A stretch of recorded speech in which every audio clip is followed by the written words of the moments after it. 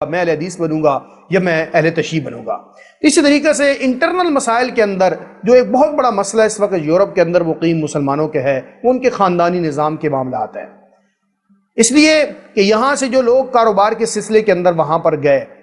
تو ان کی فیملیز بھی وہاں شفٹ ہو گئی، ان کے بچے بھی وہاں چلے گئے، تو ان کے بچوں نے انہی کرسچنز کے سکولوں کے اندر، یورپ کے انہی سکولوں کے اندر تعلیم حاصل کی جہاں پر اس سوسائٹی کے بچے پڑھ رہے تھے۔ چنانچہ وہاں کرسچن کی تعلیم دی جاتی ہے، عیسائیت کی تعلیم دی جاتی ہے، اور ان کا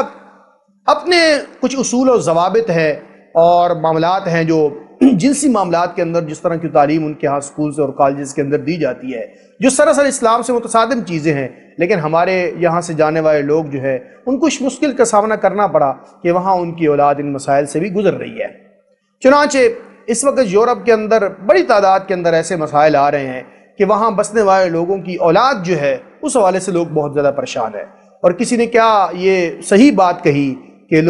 کسی نے کہا کہ ہم چاندی کمانے کے لیے آئے تھے لیکن ہم سونا کھو بیٹھے ہیں، یعنی جو لوگ پیسہ کمانے کے لیے وہاں گئے تھے وہ اپنی اولاد سے محروم ہو گئے، وہ اپنی اقدار سے محروم ہو گئے، وہ شرم و حیا کی چادریں ان کے سامنے تار تار کر دی گئی، اور وہ اپنی اولاد کو، اپنی بچوں کو غلط کاموں کے، غلط راہوں پہ جانے سے نہیں روک سکتے، کیونکہ یورپ کے اندر جو انسانی حقوق کا معاملات ہے، اپنی اولاد کے حوالے سے جو وہاں پر قانون بنائے گئے ہیں کہ آپ نہ بچے کو روک ٹوک کر سکتے ہیں، نہ اسے پنشمنٹ کر سکتے ہیں، لیٹ نائٹ اگر بیٹی بھی آتی ہے تو آپ بھی اس کو بھی نہیں روک سکتے۔ یہ وہ مسائل ہیں جو ایک مسلمان کے لیے اور خصوصی طور پر پاکستانی غیرت مند انسان کے لیے بالکل ناقابل برداشت ہیں۔ چنانچہ یہاں سے انٹرنل معاملات کا ایک ایسا سلسلہ شروع ہوتا ہے کہ آئے روز پوری دنیا کی میڈیا کے اندر اور یہاں پاکستان کی میڈیا میں ہمیں یہ مسائل ملتے ہیں کہ بچیوں کو یہاں لا کر شادی کی جاتی ہیں اور آخرکار وہ بچیاں یہاں سے بھاگ کر واپس برطانیہ پہنچ جاتی ہیں، یورپ کے جس بھی ملک سے ان کو لایا جاتا ہے وہ واپس وہاں پہنچ جاتی ہیں۔ اب تو اس معاملے کے اندر قانون سازی باقاعدہ کی جا رہی ہے برطانیہ کے اندر کہ کسی بچی کو یہاں سے اس طرح پاکستان میں نہیں لے جایا جا سکے گا، ان کی مرضی کے خلاف شادی نہیں کی جا سکے۔ یہ وہ معاملات ہیں جن میں سے اس وقت مسلمان جو یورپ کے اندر بستے والے ہیں وہ گزر رہے ہیں۔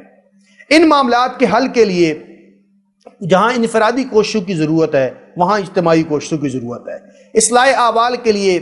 ضرورت ہے کہ معاشرے کا وہ عنصر جو اس بیماری کو، اس خرابی کو اور اس بے حیائی کے سیلاب کو محسوس کر رہا ہے، اس عنصر کو جمع کیا جائے۔ اور جب بھی معاشرے اس طرح کی صورتحال کا شکار ہوتے ہیں تو 3 قسم کے گروہوں میں بٹ جاتے ہیں۔ ایک وہ لوگ ہوتے ہیں کہ جو بے حیائی کرنے والے ہوتے ہیں، بے حیائی پھیلانے والے ہوتے ہیں اور بے حیائی پر ڈٹائی سے قائم رہنے والے ہوتے ہیں، ان کے نزدیک اچھائی اور برائی کا تصور ختم ہو جاتا ہے۔ دوسری طرف وہ لوگ ہوتے ہیں کہ جو خود تو بے حیائی کے کاموں کے اندر ملوث نہیں ہوتے اور اپنی ذات کی حد تک اپنے آپ کو پاک صاف رکھنے کی کوشش کرتے ہیں، لیکن دوسرے لوگوں کو روکنے کی صلاحیت ان میں نہیں ہوتی یا وہ اس طرح کی ہمت نہیں کر پاتے۔ تیسرا گروہ اور طبقہ وہ ایسی صورتحال میں اور ایسی سوسائٹیوں میں جو مارز وجود میں آتا ہے، وہ طبقہ ہوتا ہے کہ جو خود بھی گناہوں سے بچنے کی کوشش کرتا ہے، جو بے حیائی اور برائی کے سیلاب کے سامنے خود بھی رکتا ہے اور اس کے سامنے بند باندھنے کی کوشش بھی کرتا ہے، نہ وہ خود برائی کرتا ہے نہ دوسروں کو برائی کی طرف جانے دیتا ہے۔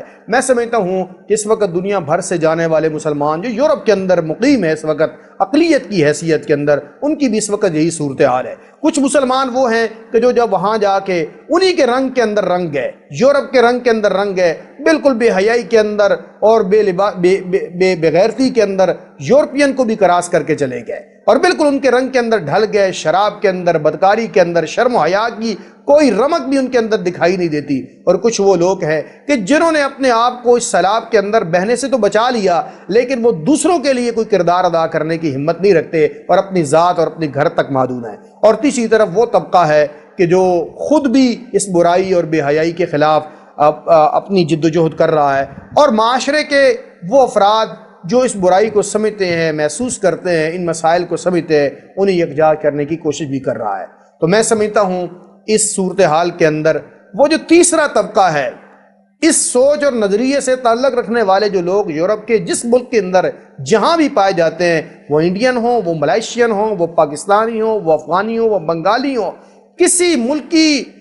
تفریق کے بغیر اس صالح عنصر کو، اس متحرک عنصر کو، اس پازیٹیو سوچ کو ایک جگہ پہ جمع کرنا چاہیے، ایک چین میں لانا چاہیے اور معاشرے کے اندر ایک مثبت تبدیلی کے لیے، ایسی تبدیلی کہ جو ان کے قوانین سے نہ ٹکراتی ہو۔ یورپ کے اندر رہنے والے مسلمانوں کا ایک المیہ یہ بھی ہے کہ وہ روزگار تو وہاں پہ کماتے ہیں، وہ سوسائٹی اور معاشرہ جو ہے اس میں رہتے ہیں، وہ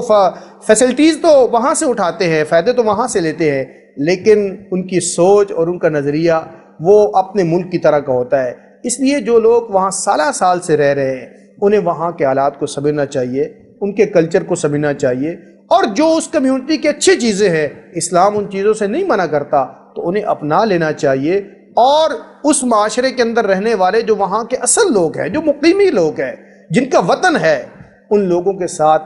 گیپ کا جو سلسلہ ہے اس کو ختم کرنا چاہیے، اور جو مشترکات ہیں مسلمانوں کے اندر اور ان کے درمیان، ان مشترکات کو زیادہ ابھارنا چاہیے، ان کو پھیلانا چاہیے، اور ایسے فورم بنانے چاہیے جہاں پر ڈسکشن ہو۔ اور میں یہ گزارش کروں گا کہ وہ والدین کہ جو صبح سے لے کر شام تک ایک مشین کی طرح وہاں پیسے کمانے میں لگے رہتے ہیں اور اپنی اولاد کو کم وقت دے پاتے ہیں، اور وہ بچے کہ جو سکولوں کے اندر جا کر کرسچین تعلیم حاصل کرتے ہیں، وہاں کے سیکولر معاشرے سے متاثر ہوتے ہیں، تو اگر ماں اور باپ ان کو گھر کے اندر ٹائم نہیں دیں گے، ان کی تربیت نہیں کریں گے، تو پھر ایک وقت آئے گا کہ یہ درخت جو ہے جب خاردار شاخیں اس کی نکلیں گی تو پھر اس باپ کے لیے مشکلات کا سبب بن جاتا ہے، اور اس خاندان کے لیے بدنامی کا سبب بنتا ہے۔ اس لیے ہم سمجھتے ہیں کہ والدین کو قو انفسکم و اہلیکم نارا، کہ خود بھی آگ سے بچو اور اپنی اولاد کو بھی آگ سے بچاؤ۔ اگر والدین اپنے فرض کو نبھائیں گے، اور دوسری طرف سوسائٹی کے اندر جو بھی سوچ ایسی پازیٹیو سوچ رکھنے والے